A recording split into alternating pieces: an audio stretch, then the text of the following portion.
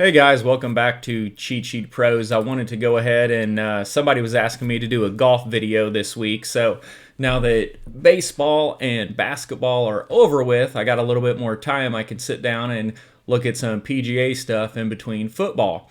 So as you noticed last week on the sheet, we did a little bit of a revamp. We kept all of our rankings over here that you can normally see. And then we added in this round scoring average to help us if we're sports betting and we're taking, rounds, or we're playing showdown slates. You can kind of see which rounds people do better or possibly do worse. And then we've got the total, and then we have our scoring average for par 3, par 4, par 5s. And what I added this week was this Algo, and I put this in last week after I posted the sheet because I wanted to play with it a little bit. And it was actually kind of fun. I think we had 12 to 15 of the top 25 in our top 20-ish, 25 of this, we'll call it a scoring algo. And I just sorted it low to high, so that's how the cheat sheet's going to come when you first download it. And then I might tweak these in the future based on some ranks that we have over in here. But for now, sort this, and then this is going to show you kind of who grades out well. And how I'm calculating this, there's nothing super scientific about it. But over here, actually let me scroll over so you can see. I have a very big monitor. All right, so over here, these three, you can see this is how many par 3s, par 4s, and par 5s are on the course. And I'll change those up each week. And then I come over here and I say, okay, there is 4 par 3s. So I multiply that out by the par 3 scoring average. There's 10 par 4s, multiply that out. Same thing with par 4s, and I come up with a average score, which is going to be really close to this number over here, but it's going to move a little bit depending on how many 3s, 4s, and 5s there are on the course. So this is kind of a fun one that we can play with. And then once you sort by this, the two places that I like to look is over here at the DraftKings salary, or FanDuel if you play over there. But the DK salary, you can see it's going to bring up some 7K guys. It's going to bring up some blue, which are cheap punt guys, and some 8K guys. But rarely are you going to see these big 10K guys up here. So this will give you some players that you can build around. And so once you find those, the next thing I want you to do is come over here. Let me scroll over and look at their rankings here for par 3, par 4, par 5. The reason is this top guy, John Hahn, however you say his name, he scored really well, but I don't know too much about him. You can see in the last 10, he's only played one event. So I would take that with a grain of salt and probably skip past him. But if you see someone here that's like 108th in par 5s, okay, his scoring average is probably based out of a couple of rounds, so I really wouldn't go with it. I'd take someone like these other guys who have more rounds played. So compare it to their ranks, see how they're sitting. If you don't want to look through these or it hurts your eyes, you can look at these two numbers. The top 15 are going to show up in orange. And then, let me see if I got the bottom 15. No, I don't. All right, so the top 15 in each are going to show up in orange, so you can kind of see who the best ranked players are. And for this week, proximity 200 plus was a big key stat. So I'm also going to compare here. So this top guy, John, he's 92nd in 200 plus. So again, he's only played one tournament, so let's throw him out. We're just going to look past him. So the next guy, Henley. Now, Henley does interest me on there. He's the first guy I looked at. Well, one, he comes up second here on this Algo score is 67.72, which I actually put him as the top guy because we're going to look past the low stats of John Hahn, or however you say his name. And then we're going to come over here, and then proximity 200 plus in this column, he's 51st, and then he's third in par 3 scoring, second in par 4 scoring, and then about middle of the pack for par 5 scoring. So the next thing I want to know is how has he been doing recently, because we want to find out if he's in good form. So these are the last 10 tournaments, and I had to switch the names up. The stats are correct when I posted it, but I was one tournament off, so it starts here and goes down. So these are the correct names on here. So this is the Bermuda, the Zozo, the CJ Cup, Shriners, etc., etc. And I'll update this every week for the last 10 tournaments. But then you can see Henley, he didn't play the Bermuda, but then he has 116 and 112 and then 88.5 points. So he had 3 great tournaments and then took last week off. So I would say that he's in really good form right now. especially for his salary because he's sub 10K on DraftKings, and his ranks here are really good. So that's kind of what I'm looking at to compare people. So when we come back over here, we're still sorted. You know, just kind of go through the list. You'll see some guys on the leaderboards that might jump, like Sam Burns. He's someone I could never get off of. 7,500. So I want to go back over and compare kind of how he's done. So when I highlight this, I can see he ranks really well. So this is orange, so I know he's top 15 in both of these categories, the all ranks and the key ranks. And then in par 3, 4, and 5, he ranks 32nd, 13th, and 12th. So he ranks really good. And over here in this par 2 or proximity 200 plus, he ranks 21st. So he ranks really good right here. So I want to see how has he done recently. So we're going to come over here. So he hasn't played the last 3 events. At the Shriners, he put up 83.5 DK points. Looks like he missed the cut at the Sanderson. And then he put up 90 DK points at the, I'm not even going to pronounce that because I know Eric will laugh, and then 111. So 3 of his last 4, he's done really well. So this could be a good course for him. And at 7,500, he's also someone I'm going to look to build around. And again, I didn't prep any of this. This is the first time I'm looking at the sheet. So Henley and Burns are the first 2 guys that jumped out at me. If you don't like looking at the stats and the ranks, I completely understand. Come over here and just look at this. How have they done the last 10 tournaments? So I've got the average over the last 10. I've got the average based on their salary, so to give you a value. And then I've got the last 10 ceiling to make sure, like, so here we have, who is that? Schwartzel. He's got a ceiling of 87. So depending on his salary, that might be someone that you look past or look into a little further. And then I've highlighted the ones that are, I believe it's 8K, 8X and higher. And then if you're over 10X, I did a little black with a white so they stick out. But you could even come in here and sort this high to low. And so our top guy, let me get rid of those blanks. Scroll down, so we got Ollie. He has 101, but he's only got 1 event played, so that's why he is so high. So he's coming off of a big performance. And then James Hahn, look at him, 120, 95, 96. That is fantastic. Sink, 100, 81, 85, 130. So these are going to give you the guys that are in really good form, especially for their salaries. So these top few guys, I mean, they've been pushing 80, 90 up to triple digits. And you're looking at a price tag of 71, 8,000, 8,000, 64, 81. So these are people I would dive into a little further and see, whoops, if they fit the course. Let me get back over here. So if you want to sort over here and see kind of, you still can't see that. There you go. So if you want to sort over here by this column and kind of see who's hot based on their price, these are going to be the best value plays for recent form. And then you can scroll over here and just look and say kind of, okay, how do they rank for the holes? Like for example, Cameron Davis, 8th and 4th in par 4, par 5. That's really good. He just struggles in some par 3 scoring. He ranks really good. And if you just want to glance down here, you can say, okay, we're going to go this guy, Sammy Burns, Grillo, and Henley. Those would be the 4 guys who are hot right now that rank really well. So Cam Davis, Burns, Grillo, Henley. That's one way to use the sheet. And if you're not worried about price, you can go over here and see average fantasy points played per the last 10 events. And so here we have James Hahn up top, who's averaged 104 DK points over his last 10, but now he's only played 3.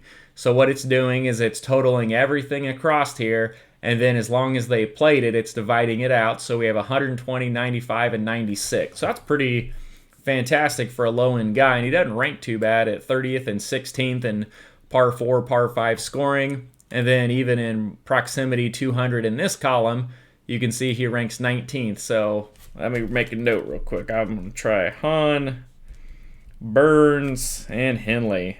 So those are 3 guys I'm going to try to get in my first lineup. But I'm not mass entering right now. When the Masters comes, I probably will. But for now, I'm just trying to throw in a few lineups just to give me something to watch and a little sweat. And you can even come in here and say, okay, last week, you know, who did the best? And you can sort by that and come up here and say, okay, Wyndham Clark. You can go down this list, compare how they've been doing recently. So Piercy, he's been doing decent based on his salary. Over here, his stats look terrible.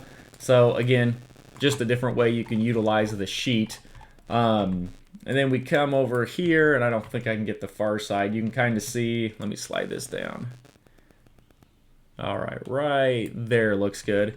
You can come over here and say, okay, Henley, in this tournament, he has finished over the last 5 years 61st, 8th, 1st, 5th, and 4th. So he's done really good. He has 4 top 10s.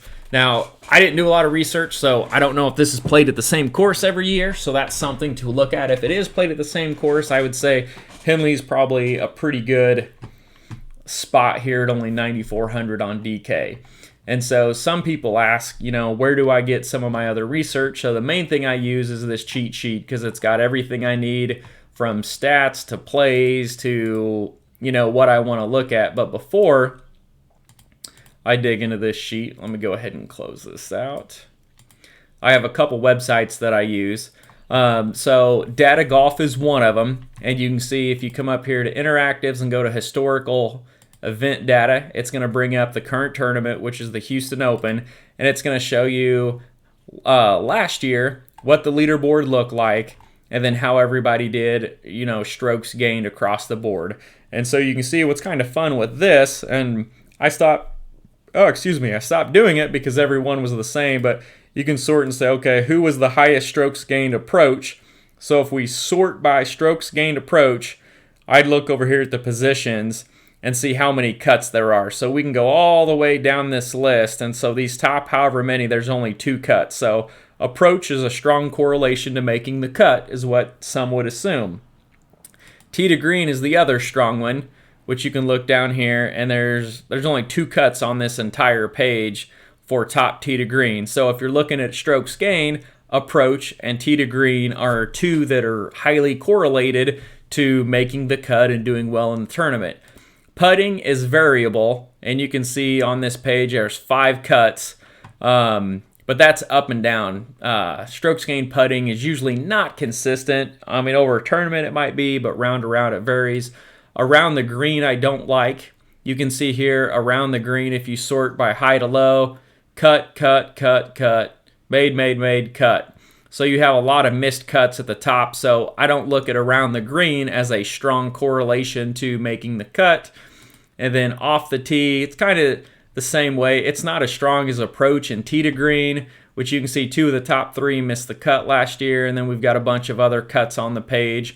So approach, I think, is a really good one, and then a strong tee to green is a really good one. So whenever I refer to strokes gained, and they're all in the sheet, and if we get back into doing showdown slates, strokes gained current is something that I like to look at for future performance, because if they're strong in approach and they're strong in tee to green, but they're down in putting, the putting will come around just compared to their normal putting. And then over here you can see this is the top 25 course history. So you guessed it, Russell Henley is number 1. He has 28 rounds at this course, and he's plus 2.05 strokes gained per round on the field. And then you've got Mickelson, Hostler, Colley, Kuchar, Schwartzel, and then it kind of goes down and shows you. So I kind of make note of these, and I want to see how their form's doing. And then it's got bottom 25 course history over here. And so you can see Van Pelt is the worst one through 12 rounds. And then it goes on down the list, which a lot of these are going to be no names or lower end people. So this is one of the places that I go. There's some other stuff you can look at on here as well. And then the other one is Fantasy National, which if you come over here and you look at Fantasy National, it's going to show you a lot of the ranks.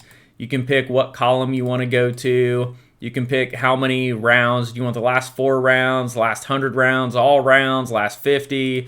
You can do by date range if you just want to look at a certain date. You could even look at specific courses and see how they do on a certain course. So if we're looking at like the Houston Open, we could go to that course and say, okay, however many rounds on that course, that's what we're going to look at. But the main one I look at up here is this course breakdown, and that's going to be on this page. So the course breakdown is going to show me, all right, at the Golf Club of Houston, it's going to give me the scorecard, and it's going to break down the rankings, the average scores. And I usually come over here and I sort by birdies, and I say, okay, what are the highest birdie holes? And if you ever see me write an article, this is usually where I'm referring to. So you can see of the 5 highest birdie holes, 27.8% and higher, they are par 5, par 5, par 5, par 5, and one short par 4 at 338. So those are kind of what I focus on. So par 5 scoring is going to be where the majority of birdies come into play. And then I'll also go up here and say, okay, what are the highest bogey holes? What's going to be the hardest hole on the course? Which it looks like there's a par 4 286 or 486 that's got a 59.6% par rate and a 24.4% bogey rate. So that's going to be a tough hole. So one strategy is that you could go look and say, okay, who's strong in the par 4, 450 to 500 yards, because that's going to be the hardest hole. So if other people birdie it and if other people bogey it and he's putting up birdies, that could be a key stat to look at.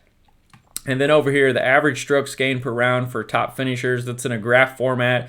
You can see approach and putting are usually the two around the green, didn't really correlate to top 10 finishes. Putting is variant, so approach is a strong one, which it is on every tournament. And then here you can see the strokes gained by the holes. You can see par 3s didn't change a lot. Par 5 was the biggest factor. And then over here you've got your green GIR gained, you've got your sand saves, a little bit of everything, but you got your hole compositions over here. And this approach shot, this is one thing that I do focus on, and it will show you all of the approach shots on this course. So out of, I don't know what time range it is, but you can see that proximity and approach 200 plus is key. There's 27,537 approach shots from that distance, and the next closest one is slightly over 20,000, and then we get down to 16, 17, and 13,000. So at 27, 200 plus is a pretty big factor. And if you're going to look at the top two, then I would come here and say, okay, 200 plus and then 150 to 175. Those are kind of what I'm going to look at on the stat sheet to see who's doing well. Because sometimes you'll get a golfer who ranks out really well, but if you look at his proximity, he's good at this 100, 125, 150 range, but when it gets to 175 and 200, he falls off of a cliff. That would be an indicator that this is probably not a good course fit for him, or I wouldn't expect him to come out and win. And then you can look here. I always look at driving accuracy to see if it's relative to a normal tournament, which 0.623, 0.621, it's about the same. There's no big difference there. The GIR percentage on an average tournament, it's 0.65. Here it's 0.69, so it's slightly higher, 5%. I'm going to take it with a grain of salt. And then I look at scrambling. Driving distance to see if it's going to be a factor here. So the main things to take away from this are the approach shot distributions, and then also look at the top 10 finishers, and then what holes have the most birdies. What's the scorecard look like? So that's kind of the research that I'm doing there. And then I'll come back to the sheet and just kind of go through these and start putting together a player pool of 15 to 25 guys and see if I can build around them and get a core. And one of the things I always did on top of using this normal sheet is I would always use I called it the player tracker sheet. I don't know what it was listed at. And I decided to just bring that in here so I can see how they've scored the last 10 tournaments, all their fantasy points, and then that kind of helps me seeing if they're in good form, if they're in bad form, if they're running hot, if they're crushing value based on their current salary, and then I can decide who I want to build around and go from there. So anyways, I've got the sheet posted for the week. Hope you guys like it. If you have any questions, let me know. And like I said, there's no right or wrong way to use the sheet. Everybody looks at it a different way, and everybody's got a different process. So when people ask me, who do I pick? It really depends, because there's people that go off